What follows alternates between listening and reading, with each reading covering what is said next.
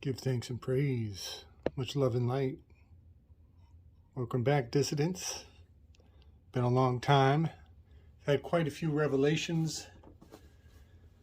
And I feel that I should do my best to bring my viewership up to speed with where my thoughts are in this project.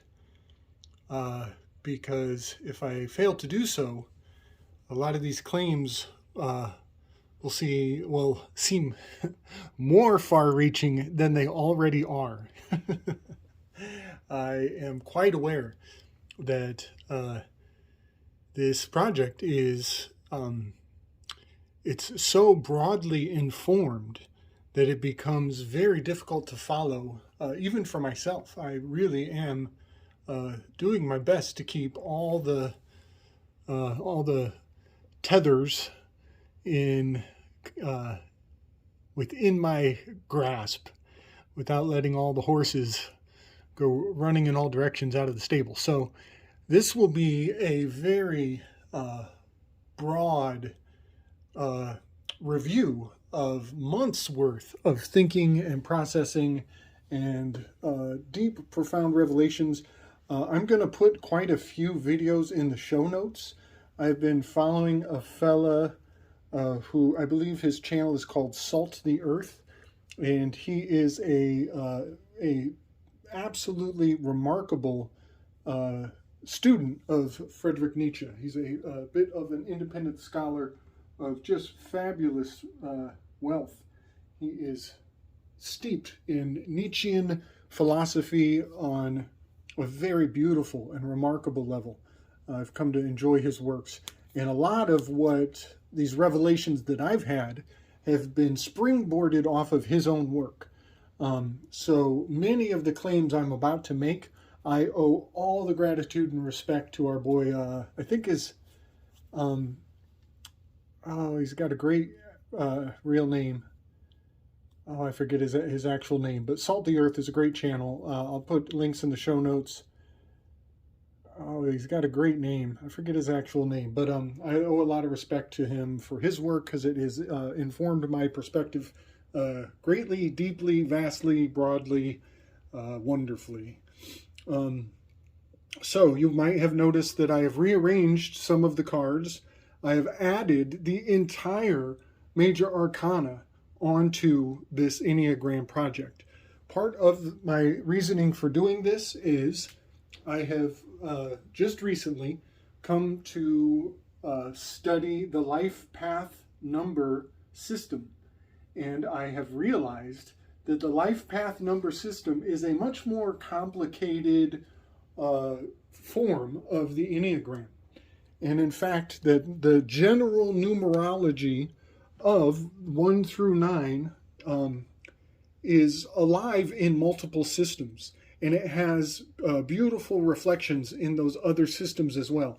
So what I'm going to say here about that is, if the Enneagram is a general lens towards the truth of human behavior, of human vices and virtues, then it should go without saying that the life path number system, if it also has value in discerning a general outline of the truth of the human experience, then they should rhyme.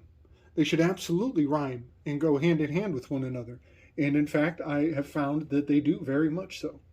Now, what is fascinating is that the Enneagram requires a questionnaire to determine your personality, to find your orientation onto the Enneagram. I got a couple books I'd recommend for anybody who wants to get into that. However, the life path number system is not a matter of a questionnaire. It is simply a matter of adding up your birthday and reducing it to a single digit. And that gives you a position on the Enneagram station. I am quite fascinated at how many people are reporting that to have a powerful consistency in a much like a zodiac, giving a read on their general internal makeup. And it blows me away that you can come at it through the questionnaire of the Enneagram to see, isolate yourself in the 3 trines of the feel, think, act group.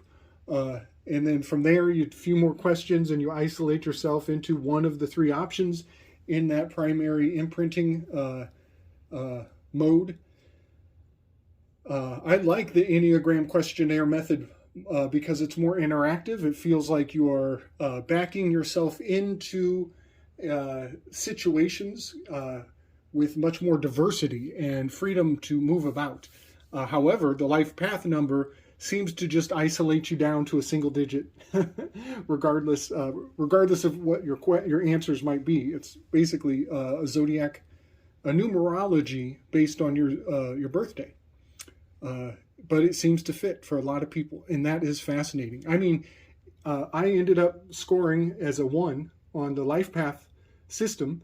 I resonate powerfully with the 9, the 2, and the 1. All 3 of these are, I have always known that this is my wing. And sure enough, in the life path system, I score as a 1. And that absolutely continues to blow my mind. So I just wanted to say that I think it's important that we acknowledge that if the life path numbers correspond to the Enneagram numbers, and they're both pointing at a general truth, it is worth acknowledging that they agree with each other. It's fascinating, just fascinating. Also, I should say that my moon is in Mars. And that's really something. I didn't even consider that, but my moon is in Mars. And knowing that on a life path I scored a 1, which is correspondent to Mars, that's pretty next level stuff. Just thought of that on the fly. Anyway, got to move forward. Got to keep on keeping on here. So the characters in these stations, again, maybe I'll flash an Enneagram up here so people can remember that we're dealing with a 1 being a perfectionist with a shadow of wrath, 2 is a giver with the shadow of pride, 3 is a achiever with a shadow of deceit, 4 is a individual with a shadow of envy, 5 is an observer with a shadow of greed, 6 is a loyalist with a shadow of fear, 7 is an enthusiast with a shadow of glutton, 8 is a challenger with a shadow of control or lust, and 9 is a balanced peacekeeper with a shadow of sloth. Those are the general outline. And again, I've said it before, but there are synonyms for all of those ideas. So it's not isolated to a single word. There are many ways to express the vices and virtues, the ascended, descended, shadow, and angel aspect of each personality type. So I do not have those listed. You'll have to, I'll flash it on the screen. You can screen cap it or look it up, get a book.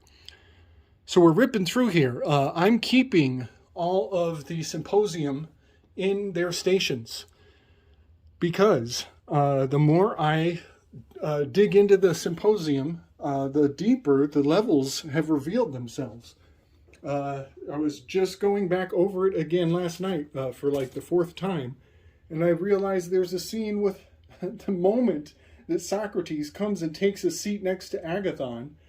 Agathon actually, they have a little conversation where they discuss the nature of, wouldn't it be nice if you could transfer wisdom from one person to another as simply as pouring knowledge from one cup to the next.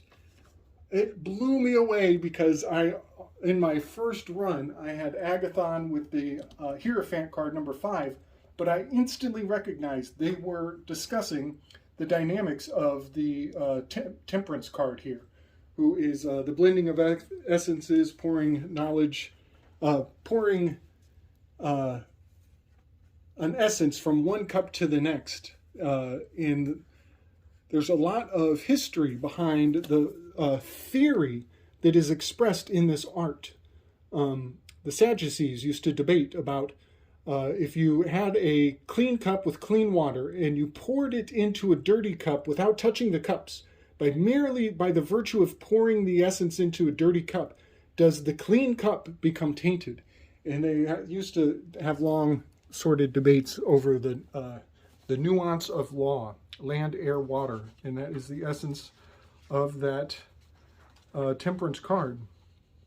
Now, I'll just read this excerpt very quickly. The one that told me, this gave me an indication that not only should number 5, the Hierophant, be correspondent with Agathon down here, which is in this in the symposium. This is where Socrates has entered in to acknowledge the owner of the household and say his greetings to him and take a seat next to him with the empty space between them. This number 6, the station of eros, of love, is empty. And we know that because eventually Alcibiades will come in and try to wedge his way in between them and profess his love in both directions. And love is the lover's card. That is the topic at hand, eros. It is the spirit of the conversation.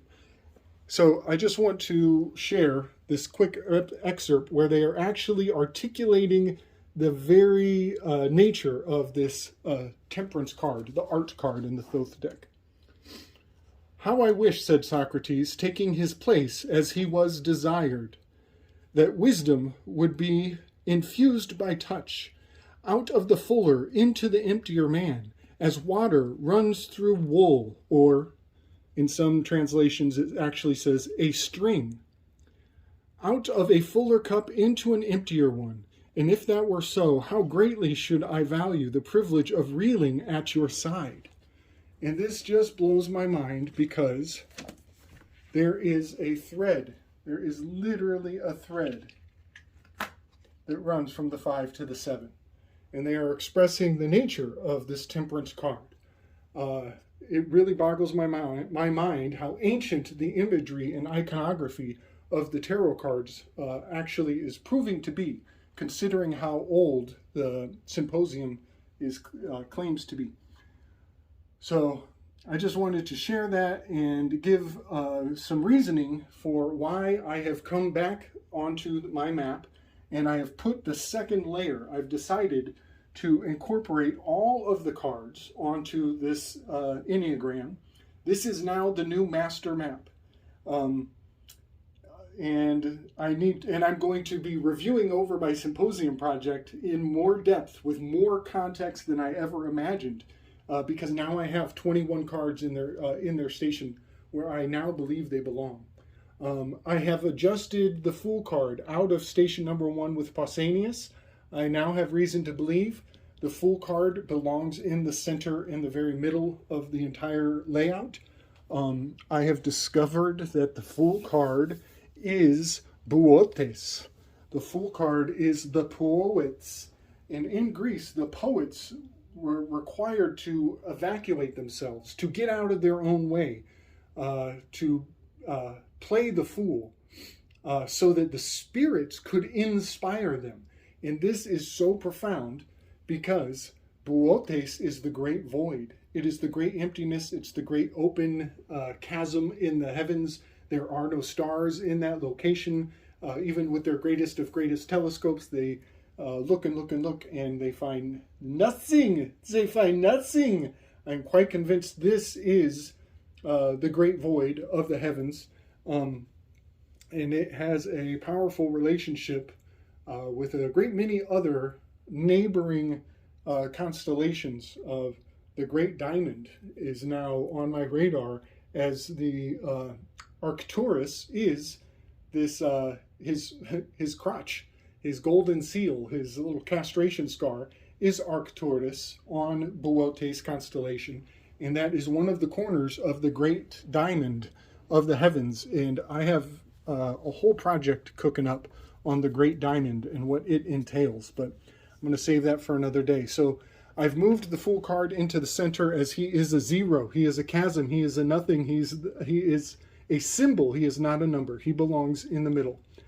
And in his place, I have put the Wheel of Fortune card, which is X, which is number 10, which is reduces to a 1. And I am, now that I'm fulfilling the second layer of the Enneagram, I've also brought the Sun card, which is in 1-9, which reduces to a 10, which becomes a 1. So these two cards are now in the position of the 1. I'm keeping all the other cards in the position as they were originally for very good reason. And you will notice what has happened as I'm staying true to the Roman numerals of these cards. We are seeing a pattern of Enantiodromia. Enantiodromia is the how do I say this? It is the blending of essences. It is the consummation of opposites. That's the word. It is consummation of opposites. So Sun card is in Aries. Wheel of Fortune card is at the fall equinox. So we have a spring equinox, fall equinox. These are opposites. They have come together. Much like the vices and the virtues of each personality, we are bringing together the highest and the lowest, the furthest east to the furthest west. We are literally fusing many of the opposites to one another in a absolutely profound way when I merely obey the Roman numeral system of the Thoth deck. I'll bring up a graphic and you'll see the zodiacal positioning of each station. It becomes really fascinating what I have found here.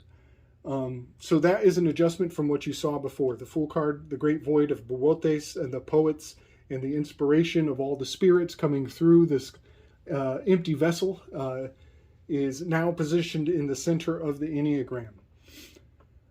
I think it will be very helpful if I explain one more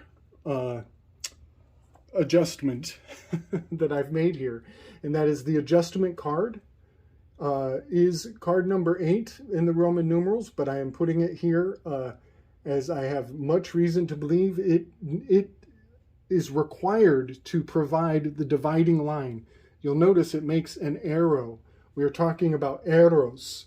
We're talking about 3 forms of eros. We're talking about the eros of action, the eros of feel, and the eros of think.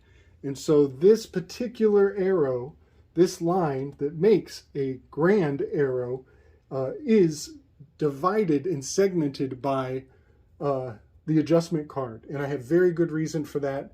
I will explain later going forward. There is a anti-philosopher who is embodied in this card. And I will get to that maybe in my next show. But the person whose spirit is imbued into this card was an anti-philosopher. So having him cut into or separate or divide the symposium is incredibly appropriate. I can't even convey how gratifying it is to know that there is a particular spirit who is driving this wedge here between the think and the act, between thinking and action. This line is very much alive in the historical character who is in that card. Here, the Magus, card number 1, he is removed. As in the symposium, I'm quite convinced that that is Apollodorus. He is the one who is revealing the history of the symposium. He is the storyteller. And he is also, I believe, David Hume, the philosopher, physicist, scientist, early scientist, David Hume. Walking on Hume's guillotine or Hume's razor, the dividing line between what is in the body or the act and what ought.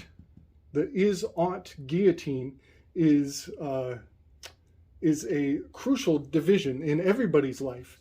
And it is this cutting marcation between what you are going to do and what you feel you ought to do, the feeling and the acting. So this is David Hume. It is also Nietzsche's tightrope walker. It is also Zarathustra from the writing of Zarathustra. This is the tightrope walker from the initiatory scene. So he is also removed from the circle of philosophers in all these stations.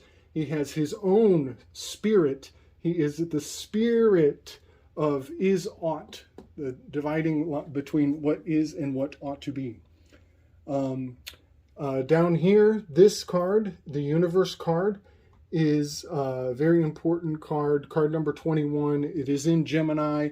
I believe that this represents the divide between the feel and the think. This is also powerful division.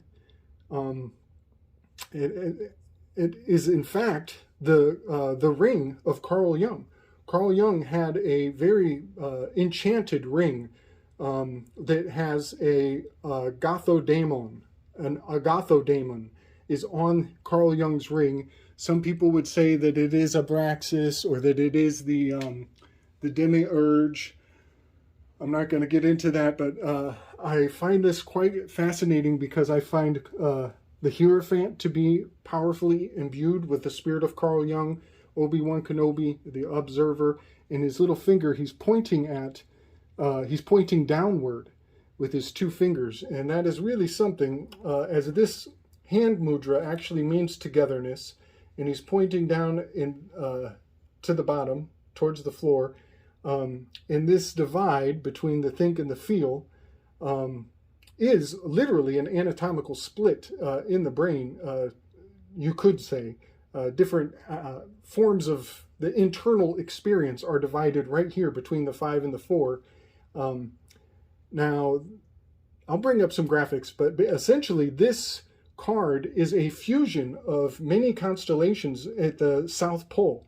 It is Pavel, it is the Indus, and it is Hydrus. And that is really fascinating to me, that there are so many constellations kept alive inside of this card here. So now I'm going to step back because I wanted to explain why the Magus, the Adjustment card, and the Universe card are removed from the flow of the numerology, of the life path, of the Enneagram that I've fused all together here. I just wanted to remove those three from the numerological sequencing that is proving to reveal quite a bit of meaning and significance, and also explain why the full card is in the center there.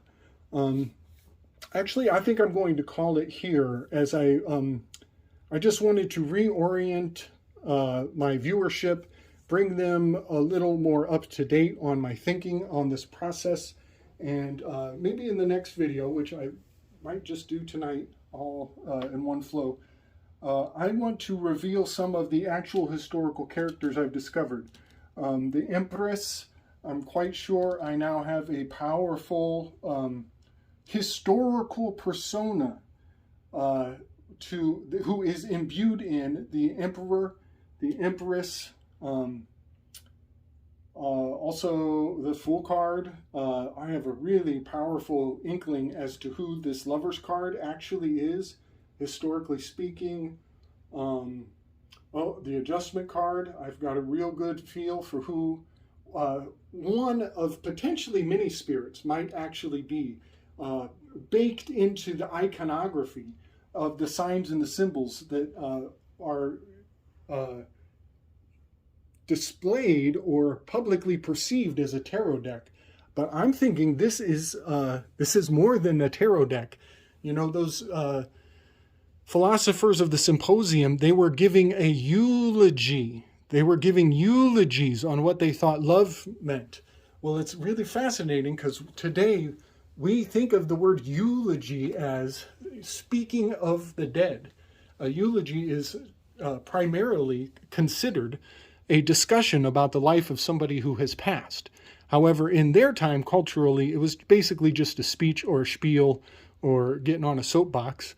But I think there is something really next level about the holding on to both, retaining the enantiodromia of the consummation of opposites. The fact that this eulogy from the Greek sense may actually be also, in our modern day context, a eulogy of true historical characters and personas. And in fact, I think that will be an important thing to understand, to see through my eyes as I roll through some of these fascinatingly revealing truths and truisms and little indicators of the collective culture that has built up standing on the giants of greats, so to say. That is exactly what this entire map and layout is doing. We are standing on the shoulders of the giants that came before as the analysis of what love is truly all about, coming from everyone's perspective, and how this has become the touchstone of culture, of all of history, in fact. So I think I'll just call it there, because I could go on and on forever, but I'll run out of storage space. So big love and respect, everybody.